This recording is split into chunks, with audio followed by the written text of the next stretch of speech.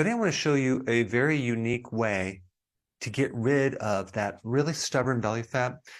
If you're female or male, we're going to talk about the differences. I'm going to talk about if it's better to use exercise or diet or other techniques. But for most of you watching, this is probably new information that you've never heard before. So definitely take notes. One of the things that I think is very important before you jump into solving any problem is to really understand the problem a little bit more.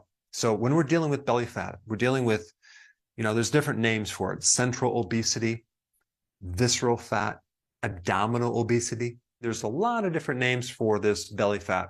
And so this type of fat is very different than your superficial fat. It's called subcutaneous. That's just underneath the skin. Belly fat or visceral fat is fat that is ectopic, which means it's outside the fat cell. The fat is in the organs, and it's especially in your liver. So in other words, if you have belly fat, you have liver fat. And it is essential to get rid of the fat off the liver to get rid of this midsection weight. Now, there's quite a few mistakes that people make when they're trying to deal with this. They're at the gym trying to do spot exercises where they're doing sit-ups and crunches for weeks, months, and they're not seeing any change. They go on a diet, and many times that won't work either, unless it targets the liver. So I'll just give you a little picture of what's happening here. So we have liver that is filling up with fat. It's spilling off into the midsection around the organs in your visceral. That's all the organs in the mid part of your belly. And this is called ectopic fat. And what's really going on behind the scenes is there's this hormone called insulin. And insulin is a fat storing hormone. It also prevents you from losing your fat. So there's a lot of insulin being pumped out by the pancreas, and then that's turning into insulin resistance, which makes it really hard to lose weight because the body is pumping out so much insulin. And that insulin communication is store fat, store fat, store fat. And then this ectopic fat basically creates insulin resistance. So it's a never-ending cycle. And of course, you may already know that carbohydrates and sugars and things like that increase insulin, but also there's something called gluconeogenesis. That's where your liver is making new sugar. And if you have insulin resistance, your liver will make sugar, not even from the sugar that you eat in the diet. It can actually be converting other things to sugar. And it's kind of a double-edged sword because you have your own liver making sugar, which is then converting into more fat and making more fat. So I need to kind of explain how to correct this. There are 6 things we're going to talk about. And one of the solutions is not to detoxify the liver. That is not going to work. And yes, exercise can help, but not as a direct way to burn off the fat. It's more to use up the energy, also to help your stress, and also to help you sleep better. Because not only is it the carbs that raise insulin, but also the stress activates a hormone called cortisol. And cortisol is a sugar hormone, and it will release sugar. In fact, it's called glucocorticoid.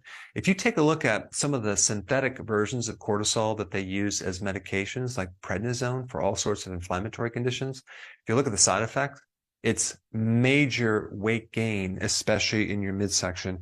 If you look up excessive production of cortisol, you will see a picture of someone's belly. Why? Because cortisol mobilizes different tissues and turns your muscles into fat.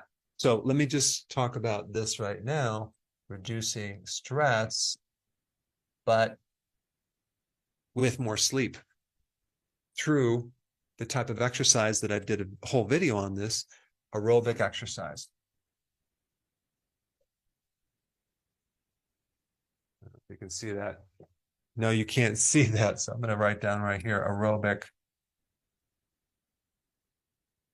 What is this? That's walks, long walks. Best way to reduce stress, or physical work around the house. Very, very important for reducing stress because it takes the mind off things. But you want low intensity, long duration walks. It's going to help not necessarily burn off the fat, but it's going to help burn off the adrenaline and the cortisol that's flowing through the body from the stress. Reduce the stress, it's going to help you sleep. And it will burn off some calories as well. But let me just kind of talk about burning calories off. And what I mean by that, well, the energy factory of the body is called the mitochondria right here, okay? And the purpose of the mitochondria is to take your calories and then turn it into chemical fuel called ATP. ATP is like the battery of the body, and so the mitochondria is the battery maker, okay? And what it's doing is it's extracting energy from food, and it's turning it into this right here, so then it can be used. What's interesting about this ATP is that it's not stored, okay? So you don't really have a lot of stored ATP at any one time, very small amount. So here's the thing you need to know. What can we do to increase more ATP production and burning? That's the question. Well, that relates to exercise. So exercise does have an important factor, especially if you understand that when you compare someone at rest versus when they're exercising, you can increase the production of ATP by 1,000 times by intense exercise.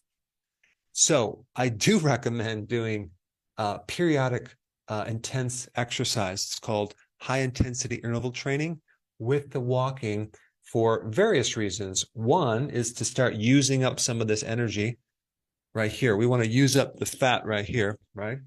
And we want to add the right type of exercise.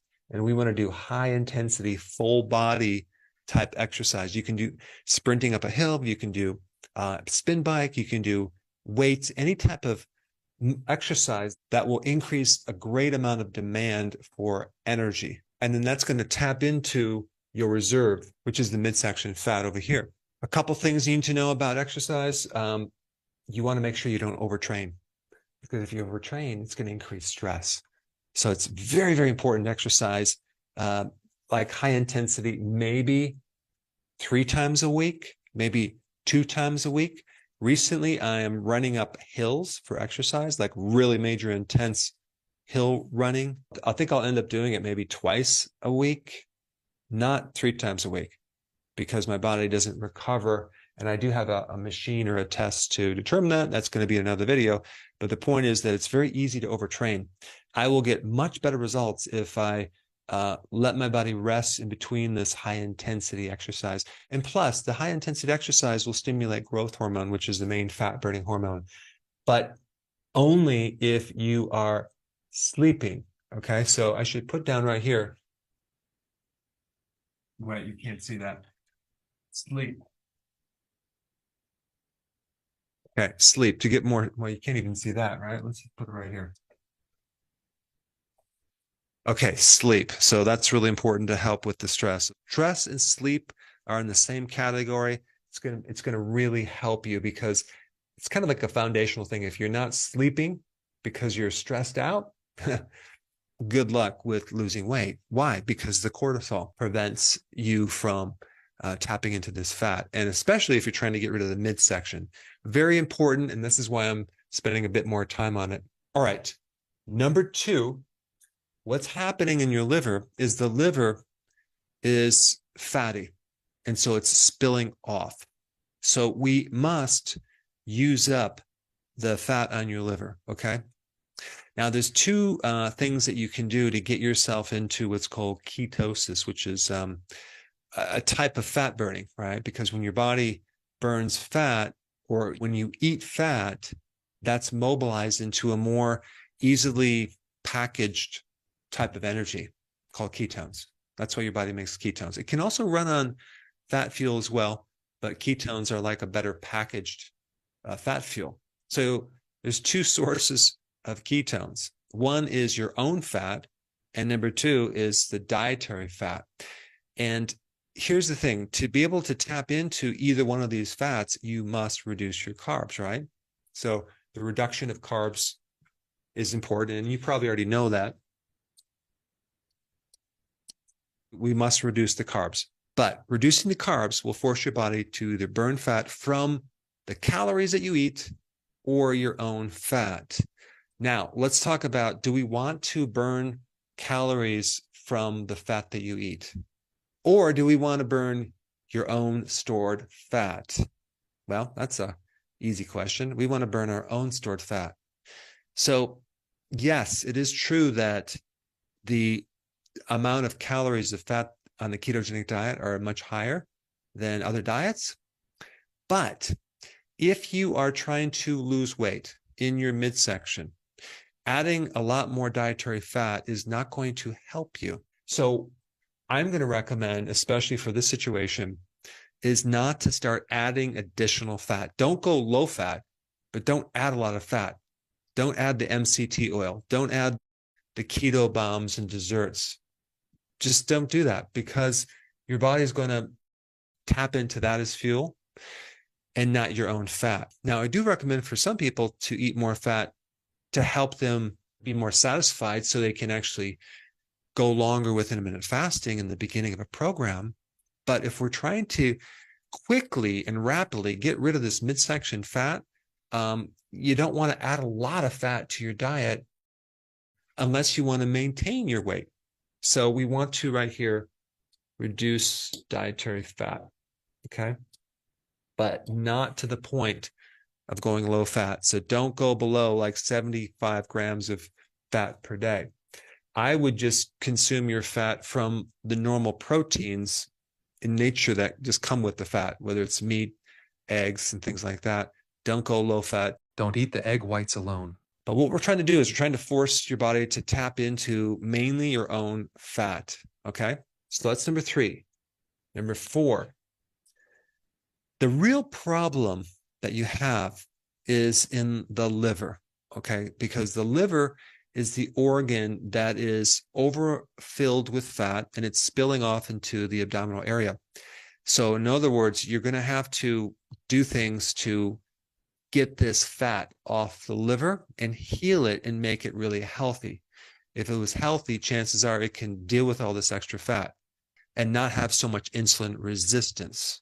Okay, because insulin resistance is a condition that it's like a pre-diabetic condition, metabolic syndrome. You have a lot of issues with that, and you're definitely going to have a lot more insulin and a lot more fat in the midsection. So anything we can do for the liver is going to be very, very important. So what can we do for the liver? Well, we already lowered the carbs, and some people can actually lose 50% of their fat off their liver within 2 weeks getting on the low carb diet. But there are 3 important things that you can take to supplement and help heal the liver. The one is apple cider vinegar. That greatly improves insulin. It greatly helps a fatty liver. It greatly makes insulin more sensitive to allow the insulin to work better in the body. So what you do is you take a tablespoon of apple cider vinegar, put it in 12 ounces of water. I like to put lemon in there too, and maybe some electrolytes. And I'll drink that once, twice, or even 3 times a day. Very significant changes can occur if you do that. The type of apple cider vinegar I use is from Fairchild's, not Bragg's, because they don't dilute it. It's nice and strong, and it's a really good company. The second very important supplement is called milk thistle. Milk thistle is amazing. It's that prickly plant that has those purple flowers that then turn into these white little things at the end of a seed that look like parachutes. And so the wind blows, you can see them all around in the fields where I live anyway. And they're all over the place. Milk thistle is a very unique plant. And you can get milk thistle seeds in tablet form. What's so unique about it? It has super high-end liver protecting properties that basically it's like the antidote to a snake poisoning or a mushroom poison. The most deadly mushroom is called the death cap mushroom. I mean, the antidote is milk thistle. I mean, it's quite amazing. Tylenol poisoning, people that drink alcohol, this can help protect the liver, but it's also really important for a fatty liver, in correcting a fatty liver, as well as reducing inflammation on the liver, and also protecting the liver from getting cirrhosis, and helping with this gluconeogenesis issue where your liver is producing a lot more sugar because it has insulin resistance. So it helps with a lot of different aspects of that liver, as well as helping with midsection weight. And I put some research down below. You can check it out. Okay, so milk thistle is a given. The third thing is berberine. And there's several studies that show combining berberine with milk thistle is a good idea. Berberine is kind of, I look at it like a natural metformin without the side effects. But of course, I'm not making that claim. And also, I don't want to make any claims on milk thistle. Okay. So all I can say is you can read the research, and it's pretty amazing with the research that's done on mice. So, you can apply it to humans if you want. But the point is that if it works on mice, maybe it can work on you. But berberine is a really good one with the milk thistle. It's good for diabetics and pre-diabetics, and it helps the liver with this extra gluconeogenesis. One thing I want to mention about people trying to lose weight, I watch people through the year go through this cycle, and it's like this pattern. They just go crazy between Thanksgiving and Christmas and New Year's, and then they start all over again, and they go through this New Year's resolution. I think emotions and intelligence are inverted. People get wrapped up in emotions at social activities, birthday parties, events, holidays, going out to dinner with friends. And I watch this, and the intelligence or the IQ with foods goes out the window. People don't really learn from their mistakes, like they keep going in these same patterns over and over and over again because they're eating things that they know are bad for the liver, and they're drinking alcohol that they know is bad for the liver, but they still do it because they're wrapped up in the emotions. So I'm going to recommend that you step back for a second and really reevaluate your environment and the people around you. And just don't get in those situations, change the habits. In a person with belly fat, you have to realize that's not just a minor thing. It's pathological. It's disease creating. It's creating inflammation. It's creating problems in your liver. You might not see it inside, but it's not a healthy state. And so usually a person with belly fat doesn't have the luxury of continuing these bad habits over again because they're just doing the wrong things. They must focus on changing their habits. That's the most important thing they need to focus on because they're in this habit and they're going through the cycle. But the point is, for me, I had to hit bottom before I made changes. I was the worst. I ate the worst food all the way up until my late 20s. I mean, I just wouldn't eat a little junk food. I would eat a tremendous amount of junk food, pots of coffee, pots of chocolate. I would never eat anything like vegetables or celery, any of that stuff. I only ate pure junk food for so many years. I had to hit bottom. And even when I hit bottom, it took me many years to feel terrible before I said, it's not worth it anymore. So now my liver is like a barometer. If I go off the program, like my body does not react well. If I were to drink alcohol, I just would want to go to sleep. I think that's a good thing because I never in a million years would have gotten into health if I didn't have these health problems. So I have a lot of personal experience doing this, and I do know I used to get wrapped up in the emotion of it, and I've corrected that. Okay. But for some people, it takes them a bit longer before they learn from their mistakes. And then number 5 is OMAD. 1 meal a day, intermittent fasting. If this doesn't happen right here, if a person still eats frequently and snacks, I don't think these other things are going to work. This is probably one of the most important things right here. Actually, it's the most important thing because when you don't eat, you force your body to live off its fat reserves. So it's like a pure fat burning experience. You can get into deep ketosis if you combine low carb OMAD with exercise. And when I say OMAD, you don't have to start off with 1 meal a day. You can start off with 2 meals a day, but try to keep the time close, like maybe have a late lunch, early dinner. And if you really want to take it to the next level, just don't eat if you're not hungry, which means you might go 1 meal every other day, and you're going to tap into, like a vacuum, all this fat off your liver and pull it off, you'll see some very quick changes. Very, very important. And that is the way to really speed everything up. But this is like a foundational thing. And what's cool about it is when you don't eat, your body is eating. So you're not starving it. You're actually creating a tremendous amount of health by not eating from many different angles, especially just stripping off all this fat off of your liver. And just to go back to this low carb thing, the ketogenic diet, I didn't talk about what to eat, right? You can find that in my video. I'll put it down below. But also, OMAD, when you eat certain foods, what type of foods would be good for correcting this situation? And there's a couple interesting nutrients that I want to share with you. One is creatine, and the other is carnosine. And both of those can help you with a fatty liver. Both of those can help you with increasing more energy to exercise.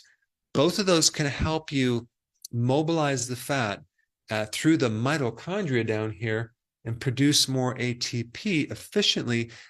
And those two compounds, creatine and carnosine, are the highest in like red meat.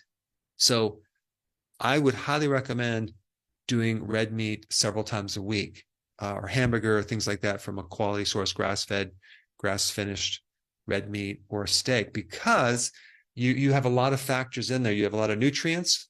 There's virtually no carbs, and you have that carnosine and creatine that can help you. And I'll put the studies down below. I don't even think you need to take them as the supplements. Just get it from red meat. All right, number 6, it's staying very aware, okay, and not slipping into this emotional thing that people go through these different holidays, staying very aware of what works, what doesn't work, of your past mistakes, and just don't keep making them. So keep your awareness up and kind of like just be in the present, right? And so you don't kind of slide into this thing. I think this is very, very important too, because this will help you be consistent, right? Because you're going to do all these things, it's going to work, and then you want to just keep building on your successes. So what I like to do is just each day get better and better and better. Okay, you screw up, good. Then correct it, do better, and keep implementing the things that worked, and then get rid of the things that don't work. Okay, so I think this is going to be important too, because how many people just either forget what they did or just ignore it? They just slide into this whole thing, which the logic goes out the window, and so does their health. So anyway, I think these actions can really take you to the next level if you want to get rid of your belly fat, or whatever you want to call it, central obesity, visceral fat, or whatever. Now, if you want special content that is not on YouTube, you should go to my site, drberg.com. I'll put a link down below, and sign up on my newsletter, because I'm going to be releasing some really great things that you're not going to be able to find on YouTube, because they're kind of filtering out certain things. So anyway, click the link down below, get signed up, and I will see you on the other side.